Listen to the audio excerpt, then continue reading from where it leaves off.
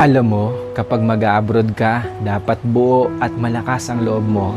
Dahil kung hindi rin lang buo at malakas ang loob mo, huwag mo nang ipagpatuloy pa. Kapag nang ibang bansa ka, dapat kaya mong lahat dahil marami kang kalaban doon sa pupuntahan mo. Nariyan ang lungkot dahil mapapalayo ka sa pamilya mo.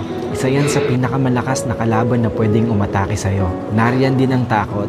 Takot at pagkabalisa kung maayos ba ang lugar na mapupuntahan mo. Maaari ka ring panghinaan ng loob dahil tanging sarili mo lang ang tutulong sa'yo sa oras ng pangangailangan mo. Pwede ka ding ma-depress dahil sa sobrang daming problema na darating sa'yo at lalo na hindi mo pa kasama ang pamilya mo sa tabi mo. Pagkawalan ng pag-asa na makakamit mo pa ba ang pangarap mo dahil kulang pa ang panggastos mo kaysa sa sinasahod mo.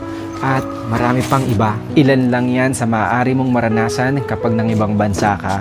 Pero dapat kapag nag-abroad ka, kaya mong magtiis at magsakripisyo para sa pangarap mo. Kaya mong indahin ang lahat ng lungkot para sa pamilya mo. Kaya mong kainin ang pride mo kahit na alam mong iba ang trabaho na madadatnan mo sa pupuntahan mo. Kaya mong magtiyaga ng matagal na panahon para sa mga minamahal mo. At kaya mo dapat makibagay lalo na't iba't ibang klase ng tao at nasyonalidad ang makakasalamuha mo. Kapag nag-abroad ka, lahat ng feelings ay mararamdaman mo.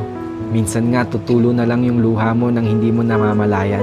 Pero isipin mo na pansamantala lang ito. Dahil sa pag-alis mo, nangangahulugan na may pangarap ka para sa sarili mo at para sa mga mahal mo sa buhay.